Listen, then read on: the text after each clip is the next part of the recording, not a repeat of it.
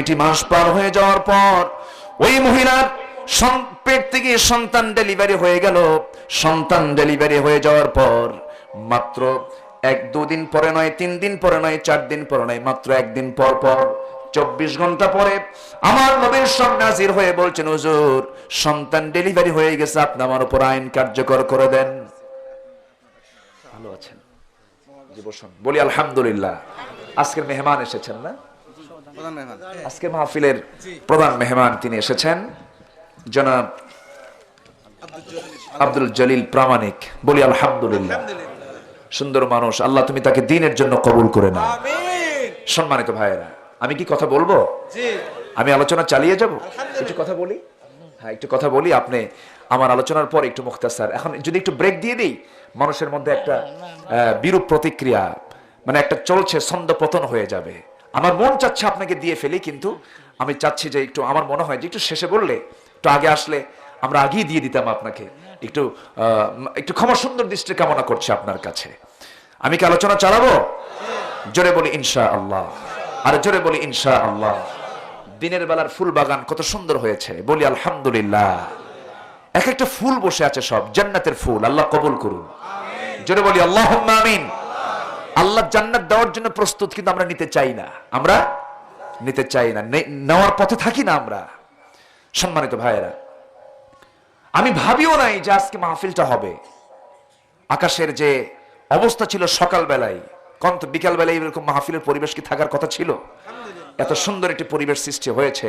এটা মিলন মেলা, জান্নাতের মিলন মেলা। আলহামদুলিল্লাহ। আমার নবীজি বললেন, মহিলা তুমি কেন আসছো? কোজের সন্তান ডেলিভারি হয়ে গেছে, আপনি আমার উপরে আইন কার্যকর করে দেন, আমি বাঁচবো না। কার ভয়? আসতে কবেন না, কার ভয়? আল্লাহর ভয়। রাসূল বললেন, সন্তান তো ডেলিভারি হয়েছে, বাচ্চা কি জীবিত না মৃত?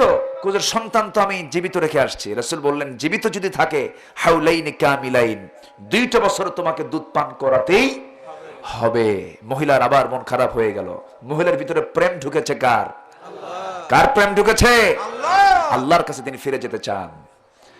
ওই মহিলা আমার নবীকে লক্ষ্য করে বলছেন, ইয়া রাসূলুল্লাহ, আমি যে এই দীর্ঘ সময় যে বাঁচবো তার গ্যারান্টি কি? রাসূল বললেন, গ্যারান্টি আমি কেমনে দেব? গ্যারান্টি দেওয়া সম্ভব নয়, কিন্তু তোমাকে ধৈর্যের পরিচয় তোমাকে দিতে হবে। যাও, সন্তানকে দুধ পান করাও। সন্তানটাকে নিয়ে দুধ পান করাতে লাগলেন। 6টা মাস চলে যায়, একটা রাত তার ঘুম হয় না। কার ভয়ে? আল্লাহর ভয়ে। কাঁদতে কাঁদতে বেকারার হয়ে যান, কাঁদতে কাঁদতে অস্থির হয়ে যান। সন্তান 6টি মাসের মাথায় টোটালি সন্তানকে দুধ বন্ধ করে দিয়া অন্য খাবারের প্র্যাকটিস করে তুলে সন্তানকে 6 মাসের মাথায় কোলে করে নিয়ে আমার নবীর সামনে হাজির হয়ে বলছেন, ইয়া রাসূলুল্লাহ, সন্তান ডেলিভারি হয়েছে, সন্তানকে আমি 6 মাস দুধ পান করিয়েছি। হুজুর 2 বছর আপনাকে সময় দেবেন না, কারণ এই সন্তান টোটালি দুধ আমার বন্ধ করে দিয়েছে। অন্য খাবারের অভ্যাস আমি তাকে শিখিয়ে দিয়েছি, অন্য খাবার খেয়েও সে বাঁচবে। হুজুর আজকে আমার 3য়বারের মতো আমাকে আর ফেরত দিবেন না। প্রথম দিন ফেরত দিয়েছেন, দ্বিতীয় দিন ফেরত দিয়েছেন, আজকে 3য় দিন আমাকে প্রত্যাখ্যান করবেন না।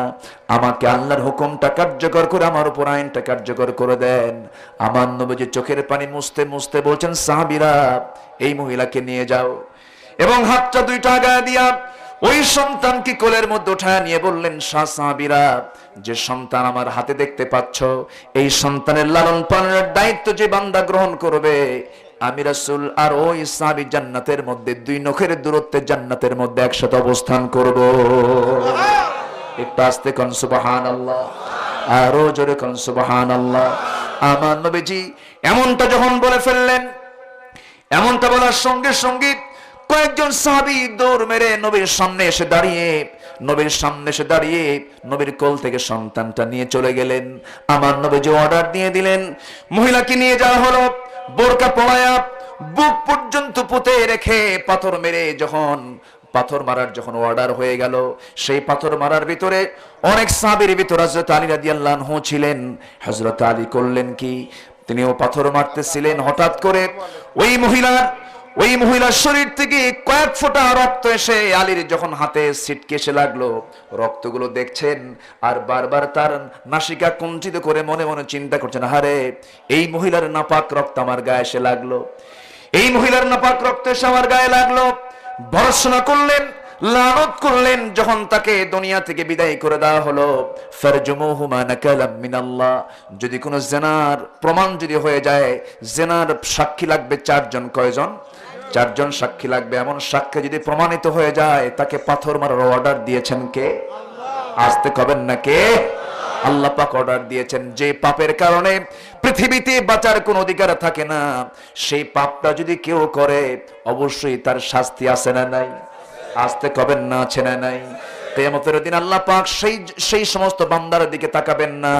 আর শাইখুজ জানি, যে বুড়া জেনাকার, বিয়ে করার পরেও যে জেনা করে, আল্লাহ পাক তার দিকে তাকাবেনই না। কথা কি বোঝা গেল?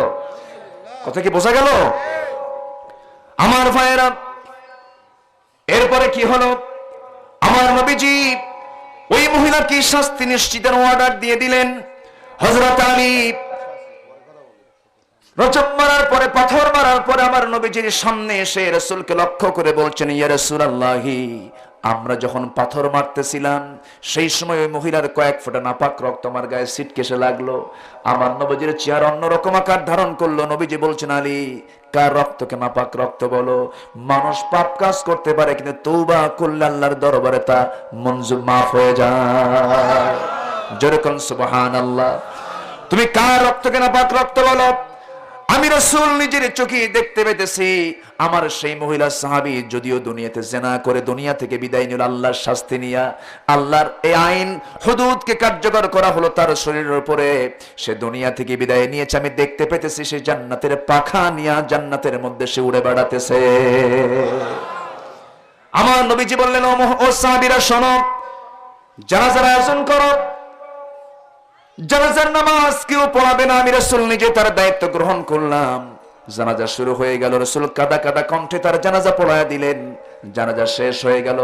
জানাজা শেষ করার পর আমার রাসূল সাহাবায়ে কেরামকে লক্ষ্য করে বললেন, সাহাবীরা শোনো, এই মদিনায় যদি 70 জন গুনাহগার থাকে, এই মহিলা জীবনে যত তওবা করেছে, যে পরিমাণ সিজদা দিয়েছে, যে পরিমাণ রুকু করেছে, যে পরিমাণ চোখের পানি ছেড়ে দিয়ে আল্লাহর কাছে কেঁদেছে, এই মহিলার তওবা যদি 70 জন গুনাহগারদের মাঝে যদি বন্টন করা হতো, 70 জনকে মাফ করে আল্লাহ পাক সবাইকে জান্নাত দিয়ে দিতেন।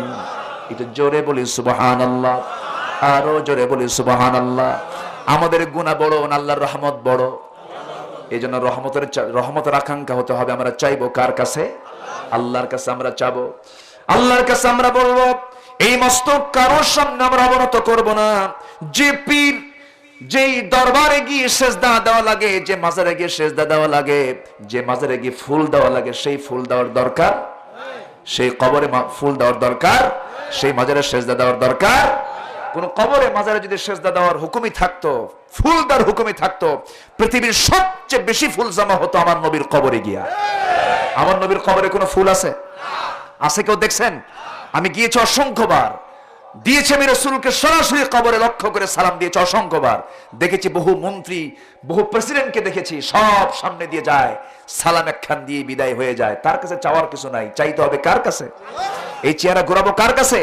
কোন ব্যক্তির কাছে, কোন নবীর কাছে না, আল্লাহর কাছে। আল্লাহর কাছে আজকে ফুল দিয়ে সম্মান শ্রদ্ধা জানানো হয় না। যে যেটাই বলুক না কেন, সব জলাঞ্জলি দিতে পারি, ঈমানকে বিক্রি করতে পারবো না। কষ্ট হয়? আলোচনা চালাবো? জোরে বলি ইনশাআল্লাহ, আর জোরে বলি ইনশাআল্লাহ। মস্তক কারোর সামনে অবনত করা যাবে না। আমার রাসূল কখনো কোন সাহাবী কর্তৃক, এমনকি রাসূল এরকমও করেছেন, রাসূল সাল্লাল্লাহু আলাইহি ওয়াসাল্লাম যখন তিনি কোথাও আসতেন, সবাই বসে আছে, দাঁড়ায় গেলে রাসূল বলতেন, বসো তোমরা, তোমরা বসে পড়ো। রাসূল করিম সাল্লাল্লাহু আলাইহি ওয়াসাল্লাম তিনি কখনো মানব পূজা, কোন পূজার দিকে কখনো তিনি আগ্রহ দেখাতেন না। অন্ধ আনুগত্যের বিরোধী ছিলেন মুহাম্মদ সাল্লাল্লাহু আলাইহি ওয়াসাল্লাম। সম্মানিত ভাইয়েরা, আমার রাসূল যখন তায়েফের ময়দান থেকে মার খেয়ে আসলেন, দিনের বেলা তো লম্বা করে কোনো কথা ধরতে পারছি না, শুধু সময় আজকে এত দ্রুত যাচ্ছে, বুঝতেছি না কিছু। যদি একটু সময় নিয়ে কথা বলে শুনবেন তো সবাই? কারো কোনো আপত্তি? কারো কোনো অসুবিধা? বলি ইনশাআল্লাহ। আপনি ভালো আছেন? আপনাকে চেনা মনে হচ্ছে তো। আপনি গতবার আমার বাসাতে দেখেছেন। আলহামদুলিল্লাহ, খুব সুন্দর মানুষ। বলি আলহামদুলিল্লাহ। জি জি জি, আমি দেখতেছি আর ভাবতেছি যে এই লোকটাকে কোথায় যেন দেখেছি, অমর অমর দেখা যায়। ওমরের মতো দেখা যায়, শুধু দাড়ির অভাব, দাড়িটা রেখে দিতে হবে। জোরে বলি আল্লাহুম্মা আমিন। দেখেন না, বডি দেখে মনে হয় ওমরে ফারুক। ওমরে ফারুকের বডি ছিল বিশাল, শয়তানও ভয় পাইতো। আল্লাহু আকবার। আল্লাহ তুমি তাকে দাড়িওয়ালা বানাও। আস্তে কোন কেন, জোরে কোন আমিন। এই দেখেন না, দাড়ি মানুষ, দাড়িওয়ালা ছিলেন মুহাম্মদ সাল্লাল্লাহু আলাইহি ওয়াসাল্লাম। আমার রাসূল ছিলেন দাড়িওয়ালা নেতা। কিওয়ালা নেতা ছিলেন? আর এখন কিওয়ালা নেতা? মোসওয়ালা নেতা, তাই না? এখন মোসের বাহার বেশি। দেখেন না মোসগুলো কি একদম 2-3 ইঞ্চি মোটা হাইব্রিড জাতের মোস আছে না? আছে। রাসূল কিন্তু দাড়িওয়ালা নেতা ছিলেন। এই যে দাড়িওয়ালা নেতা মুহাম্মদ সাল্লাল্লাহু আলাইহি ওয়াসাল্লাম। কষ্ট হচ্ছে আপনাদের? খুব সুন্দর। রাসূল আমার সবকিছুর মডেল হবেন, সবকিছুর মডেল হবেন মুহাম্মদ সাল্লাল্লাহু আলাইহি ওয়াসাল্লাম। সম্মানিত ভাইয়েরা, একটু কান লাগান। কষ্ট হচ্ছে কি আপনাদের? তায়েফ থেকে মার খেয়ে আসেন। রাসূল কি কোনো দোষ করেছিলেন? মার খেলেন কেন? তিনি কালেমা পড়েছেন, মার খেয়েছেন। আর আমরা কালেমা পড়ি মিষ্টি খাই। কি খাই? মিষ্টি খাই। তাহলে আমরা এমন কালেমা পড়ি মিষ্টি, মানে কালেমার ঠেলায় মিষ্টি আসে, আর রাসূল এমন কালেমা বললেন কালেমার ঠেলায় পিটন আসে। তাহলে অবশ্যই কালেমা পড়ার মধ্যে তফাৎ আছে না নাই? একজন কারি ছিলেন মিশরের আব্দুল বাসিত, নাম শুনেছেন না? আব্দুল বাসিত, বাঁশির মতো সুর আব্দুল বাসিত। উনি কোরআন তেলাওয়াত করেছেন। তৎকালীন জালিম বাদশা জামাল নাসের তাকে ফুলের মালা দিয়ে তাকে সম্বর্ধনা জানিয়েছে, ফুলের মালা দিয়েছে তাকে। তিনি তেলাওয়াত করলেন, ফুলের মালা পেলেন। আবার ওই সময় সৈয়দ কুতুব শহীদ ওই কোরআনের ব্যাখ্যা লিখলেন, তার গলায় ঝুলাইয়া দিল ফাঁসির রশি। তাহলে কি উভয়ের ভূমিকা কি একরকম? উভয়ের ভূমিকা কি একরকম? ইমান যার যত মজবুত হবে তার পরীক্ষা তত বেশি হবে। যে ইমানদারের জীবনে পরীক্ষা নাই তার ইমান নাই। তার কি নাই? ইমান নাই। পরীক্ষা দিতে হবে। কিসের পরীক্ষা? ইমানের পরীক্ষা। আল্লাহ কবুল করুন। জোরে বলি আল্লাহুম্মা আমিন।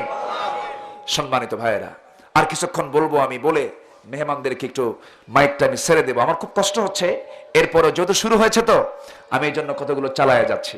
একটু ক্ষমা সুন্দর দৃষ্টি, আমি চালাচ্ছি। জোরে বলি ইনশাআল্লাহ।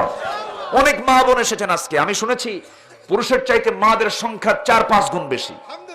বলি আলহামদুলিল্লাহ। এই জন্য মা দিয়ে একটু কিছু কথা শুরু করেছে। মা, দোষ হয়ে যাবে, মাফ চেয়ে নেবো কার কাছে? বোরকা পরি নাই, আজকে থেকে বোরকা পরবো কার খুশির জন্য? ভুল কাজ করেছে, আজকে থেকে ভুল কাজ ছেড়ে দেবো কার জন্য? চেহারা অন্যদিকে ঘুরিয়েছিলাম, চেহারা সব ঘুরাই নেবো কার দিকে?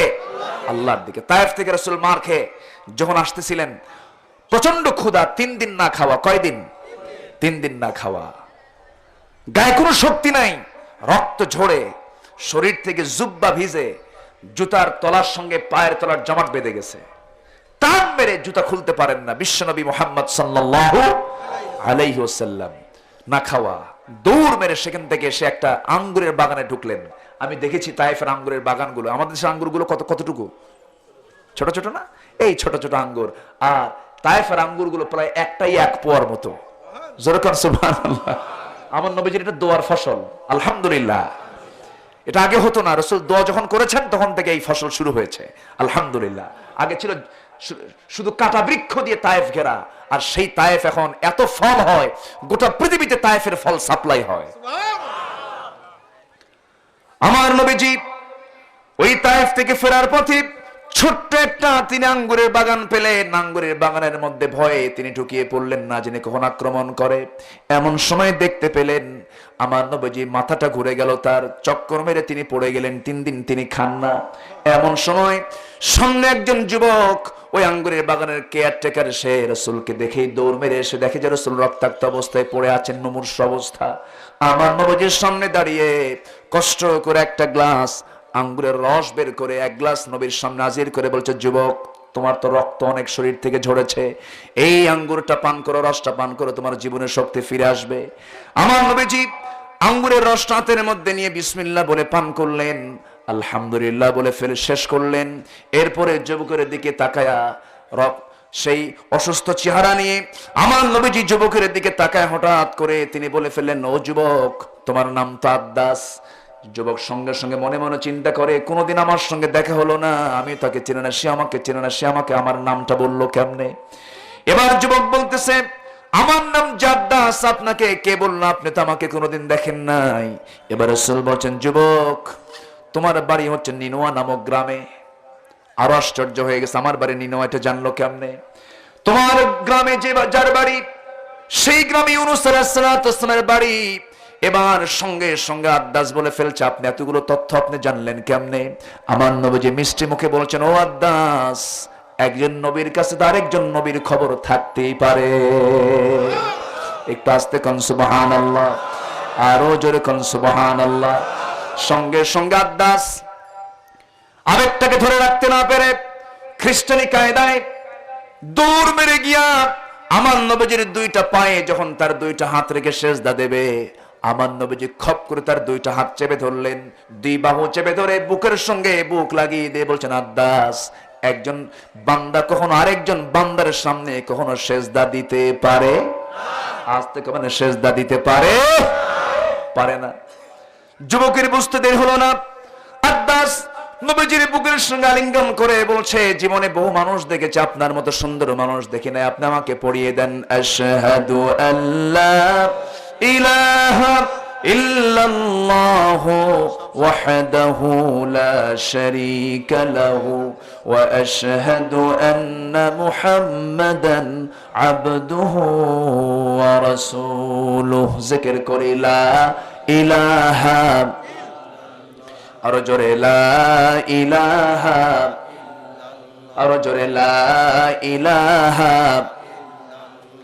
সুবহানাল্লাহ আলহামদুলিল্লাহ,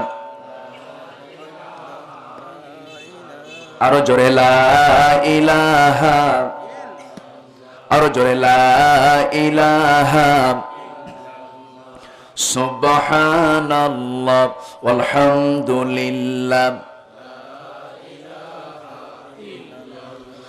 আসমানে আল্লাহ, জমিনে আল্লাহ, আসমানে আল্লাহ, জমিনে আল্লাহ, হায়াতে আল্লাহ, মৌতে আল্লাহ, লা ইলাহা, আর জোরে লা ইলাহা,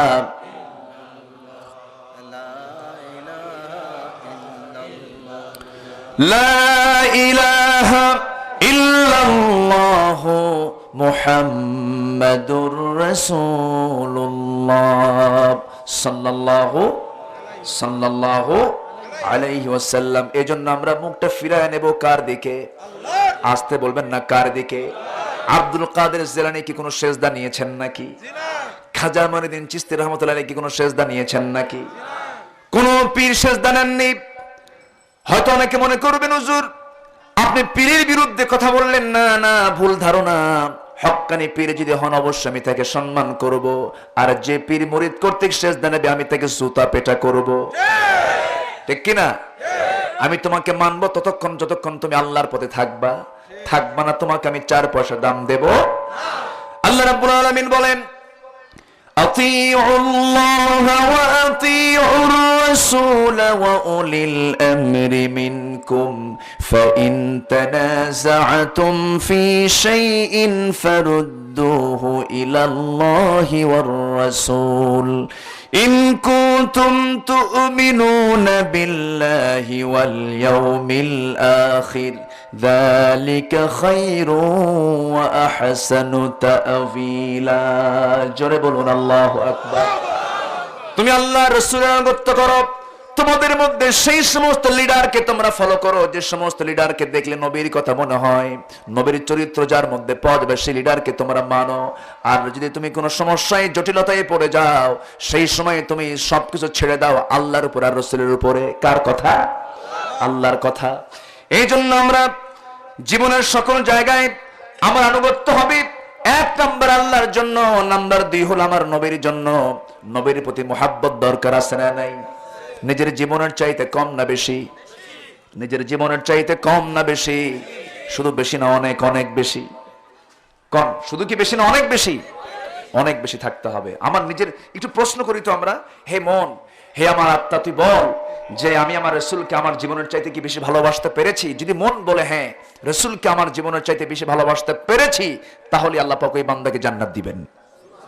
যেরকম সুবহানাল্লাহ। আমার দেশে পর্যন্ত 18 জন কুলাঙ্গার, 14 থেকে 18 জন বেয়াদব নরাধম রাসূল কিনে বাজে কথা বলেছে। একজন বলেছিল প্রাইম মিনিস্টারকে ধন্যবাদ, তিনি কঠোর হস্তে তা দমন করেছেন। লতিফ সিদ্দিকী বলছিল না, বলেছিল যে হজ ছিল মুহাম্মাদের ব্যবসা। যেরকম নাউজুবিল্লাহ, তাকে কঠোর হস্তে তাকে দমন করা হয়েছে। উচিত ছিল তাকে ফাঁসির মঞ্চে ঝুলিয়ে মারা। আসতে পারবেন না স্লোগান ঠিক কিনা? উচিত ছিল এটা, তাহলে জনগণ আরো খুশি হতো। সম্মানিত ভাইয়েরা, সে রাসূলকে সাহাবীরা কি পরিমাণ ভালোবেসেছেন। এক সাহাবী তিনি মক্কা থেকে মদিনায় চলে আসছেন। আসামাত্রই সংবাদ আসলো, নবীর কানে আসলো তার বিশাল বড় বাড়ি, সে সাহাবীর বাড়ি দখল করে ফেলেছে আবু জেহেল, বাড়ি দখল করে ফেলেছে। রাসূল কেঁদে কেঁদে বলছেন, আব্দুর রহমান তুমি কি জানো তোমার বাড়িটা আবু জেহেল দখল করে ফেলেছে? মুস্কে হাসি মেরে বলছেন, ইয়া রাসূলুল্লাহ, আমার বাড়ি চলে গেছে এটার টেনশন আমার নাই, আমি আপনাকে পাইছি, গোটা দুনিয়া আমার পাওয়া হয়ে গেছে। যেরকম সুবহানাল্লাহ। তারা মনক্ষুণ্ণ হননি, সব উজাড় করে দিয়েছেন। কার খুশির জন্য? চেহারা ঘুরিয়ে নিয়েছেন কার খুশির জন্য? আল্লাহর খুশির জন্য। আব্দুর রহমান ইবনে আওফ রাদিয়াল্লাহু তাআলা আনহু তিনি চলে আসলেন মদিনায়, সব রেখে আসলেন। বাড়ি দখল করলো আবু জেহেল। এখনো কি বাড়ি দখল নাই? জমি দখল আছে না নাই? জমির মালিক অন্যজন, সিএস, এমআরআর, মাঠ পর্সা, খতিয়ান, খাজনাখারি সব আরেকজনের নামে, সলিমউদ্দিন নামে কলিমউদ্দিন সে দখল করে বলে জমি তোমার হতে পারে, দখল আমার। আছে না নাই? আছে না নাই? সহিহ হাদিস, বুখারী শরীফের হাদিস, যদি কেউ জোর জুলুম করে, কারো এক বিঘত জমি যদি কেউ জবরদখল করে, আল্লাহ পাক কিয়ামতের দিন তার মাথায় 7টা বক জমিন আসমান তার পিঠে চাপায় দিবেন।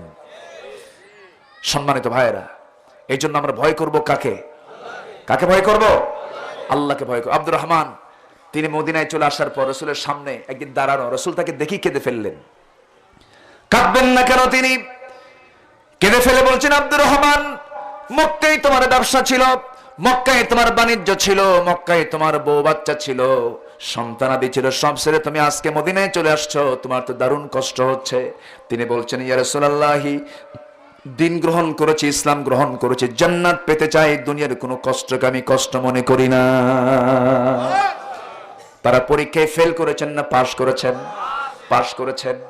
আমার রাসূল একটু আফসোস করে তিনি বলছেন, আব্দুর রহমান, তোমাকে একজন বন্ধু দিয়ে দিলাম। একজন বন্ধুকে টানলেন, ও আনসার সাহাবী এদিকে আসো। মদিনার সাহাবীদেরকে কি বলা হয়? আনসার বলা হয়। আর মক্কার সাহাবীদেরকে কি বলা হয়? মুহাজির বলা হয়। ও আনসার সাহাবী এদিকে আসো।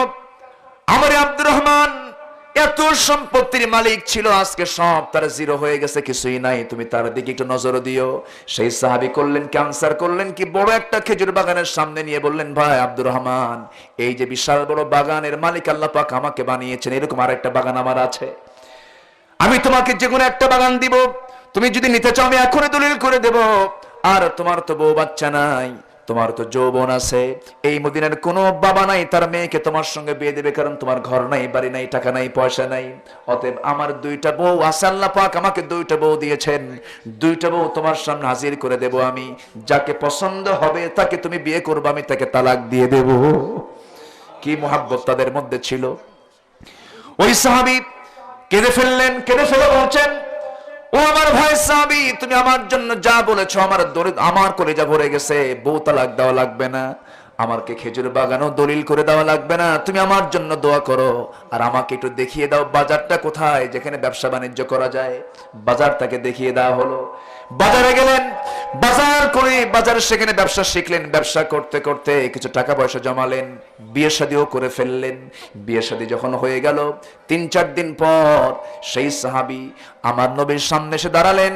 নবীজি তার হাতের দিকে তাকালেন, গায়ের দিকে তাকালেন, আর তার শরীর থেকে সুগন্ধ ছড়তেছিল। আমার রাসূল বলেন, আব্দুর রহমান, তোমাকে দেখে মনে হয় তুমি একটা কিছু করছো। হুজুর, করেই তো ফেলছি। কি করছো? বিয়ে করছি।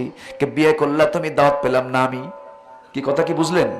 সবচেয়ে কাছের মানুষ মুহাম্মদ সাল্লাল্লাহু আলাইহি ওয়াসাল্লাম, তুমি বিয়ে করলে আমি দাওয়াত পেলাম না, এটা কেমন কথা? আব্দুর রহমান বলছেন, ইয়া রাসূলুল্লাহি, বিয়ে করব, বিয়ে যে করেছি হুঁশ ছিল না, হুজুর মাফ করে দেন। যেরকম সুবহানাল্লাহ। বিয়ের যখন একটা জোয়ার ওঠে তখন কিন্তু হুঁশ থাকে না। কি কথা কি বোঝা গেল? যুবকরা, বিয়ে করতে হবে, জেনার কাছে যাওয়া যাবে ইউসুফের চরিত্র আনতে হবে। ইউসুফের চরিত্র, ইউসুফ আলাইহিস সালাম কার পয়গম্বর ছিলেন? তাকে নারী ধরে নাই? নারী তাকে অ্যাটাক করেছে, চতুর্দিক থেকে অ্যাটাক করেছে, ধরেছে। ইউসুফ, তোমার চক্ষু কত সুন্দর টানা টানা, তুই কয় তুই আমার চোখের প্রশংসা করিস না, আল্লাহর প্রশংসা কর। যেরকম সুবহানাল্লাহ। আজকের যুবকদেরকে যদি বলা হয়, যুবক তোমার চক্ষু কত সুন্দর টানা টানা, যুবক বলবে 3 রাত তো ঘুমাই নাই, ঘুম পারলে আরো টানা হতো। কি কথা কি বোঝা গেল? এগুলো করা যাবে না। ভয় থাকতে হবে কার? আসতে কবেন না, কার ভয়? আল্লাহর ভয়। বিয়ের সময় হুঁশ থাকবে না, এটাই স্বাভাবিক। ও যুবকরা, বিয়ের জন্য প্রস্তুতি নিতে হবে তোমাকে, জেনার জন্য নয়। সামনে তোমার আলেয়া আসবে, সামনে তোমার জুলাইখা আসবে, সামনে তোমার বহু সুন্দরী মহিলা আসবে, সামনে তোমার যখন নজরটা পড়ে যাবে, চক্ষুটা নিম্নগামী করবে, তাকাবে না, আল্লাহ পাক মুজাহিদের সব তোমার আমলনামায় দিয়ে দিবে। যেরকম সুবহানাল্লাহ। তাকানো যাবে না, কারণ তাকালেই সওয়াব না গুনাহ। আসতে কবেন না, তাকালেই সওয়াব না গুনাহ, গুনাহ হয়ে যাবে। এটা কার হুকুম? আসতে কবেন না, কার হুকুম? আল্লাহর হুকুম। একটা প্রাণী আছে কচ্ছপ, সবাই চেনেন নাকি? এই কচ্ছপটা ডিম পাড়া হলো ডাঙ্গায়, আর অবস্থান করে কোথায়? পানিতে। পানিতে সে অবস্থান করে আর ডিম পেড়ে থয়ে ডাঙ্গায়, শুকনায় সে ডিম পেড়ে রাখে। ওই ডাঙ্গায় ডিম পেড়ে রেখে পানিতে অবস্থান করে। মুরগির বাচ্চাকে ফুটানোর জন্য মুরগিটাকে বসতে হয় 21-22 দিন, ওই ডিমগুলোর উপরে তাপ দেয়, এরপরে ডিমটা ফেটে বাচ্চা বের হয়। কিন্তু ওই কচ্ছপের তা করা লাগে না। কচ্ছপ, আল্লাহ পাক তার চোখের মধ্যে এমন পাওয়ার দিয়েছেন, ওই পানিতে থেকে বারবার সে ডিমের দিকে তাকায়, চোখের পাওয়ারে ডিম ফেটে বাচ্চা বের হয়ে যায়।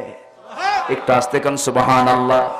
তাহলে কচ্ছপের চোখের পাওয়ারে যদি ডিম ফেটে বাচ্চা বের হয়ে যায়, যুবক যখন কোন যুবতীর দিকে তাকায় কিছুই ফাটে না। কি আমার কথা কি বুঝতেছেন আপনারা? তাকানো যাবে? আসতে কবেন না, তাকানো যাবে? তাকানো যাবে না। নিজের স্ত্রীর দিকে তাকাবো, সওয়াব হয়ে যাবে। নিজের মেয়ের দিকে মেয়ের নজরে তাকাবো, সওয়াব হয়ে যাবে। নিজের মার দিকে তাকাবো, কবুল হজের সওয়াব হয়ে যাবে। যেরকম সুবহানাল্লাহ।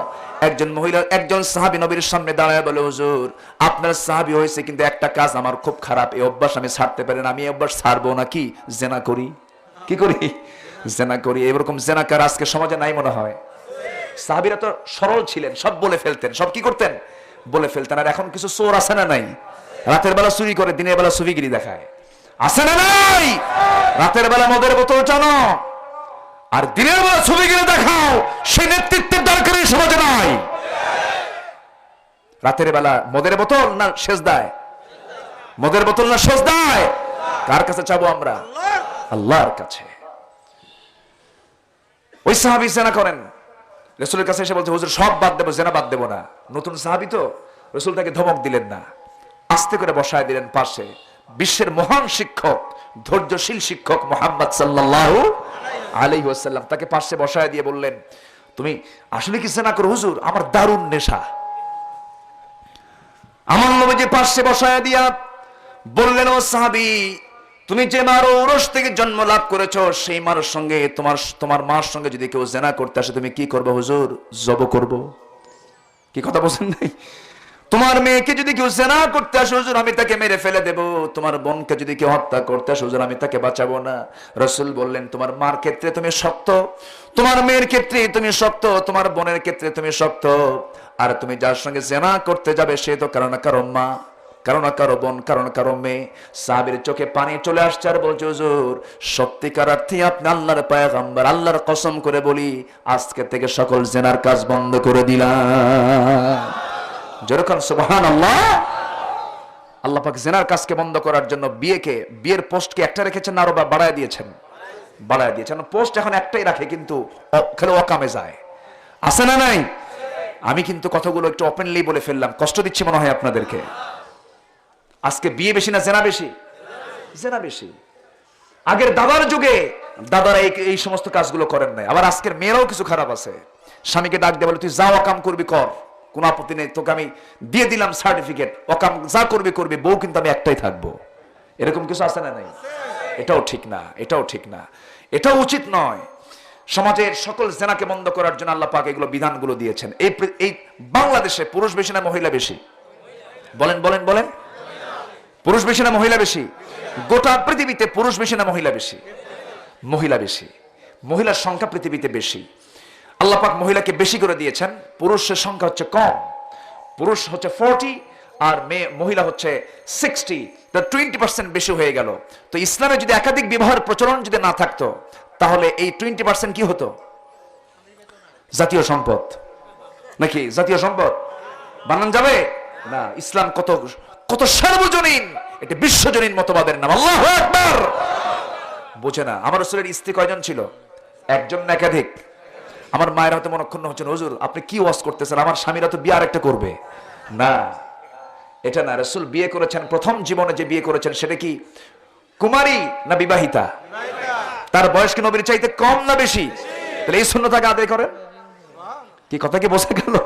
আমার মাদের জন্য বুদ্ধি রেখে দিছি, মা মন খারাপ করবেন না, আমি আপনার পক্ষে। রাসূল সাল্লাল্লাহু আলাইহি ওয়াসাল্লাম কি চরিত্রে মানুষ ছিলেন, তিনি বউকে আগে খাওয়াতেন। সুবহানাল্লাহ বলবেন না? সবাইকে বউকে আগে খাওয়ান? দেখেন কিছু কয়ও না, চুপ করে থাকে। বউকে আগে খাওয়ানো উচিত, এতে মহব্বত কমবে না বাড়বে? বাড়বে। হযরত আয়েশা বলেন, রাসূল আমাকে আগে খাবার মুখে তুলে দিতেন, এরপর রাসূল খেতেন। আল্লাহু আকবার। আমি আগে খেতাম, এরপর রাসূল খেতেন। মাছ বাজার থেকে কিনে আনলে পরে বড় একখান মাছ, ধরেন কাতল মাছ, এলাকায় কি মাছ হয়? হ্যাঁ, সব রকমের মাছই আছে। আচ্ছা, কাতল মাছ মানে কাইট হয়ে থাকে যে কাতল মাছ, বড় একটা মাছ নিয়ে এসে বউয়ের কাছে দিলে পরে বউ সুন্দর করে কোটা বাড়া করে সুন্দর করে রান্না করে যখন বিতরণ করতে যায় ওই মাছটা, মাছের মাথাটা কে পায়? খান আবার কন না কেন? কে খায়? স্বামী খায়।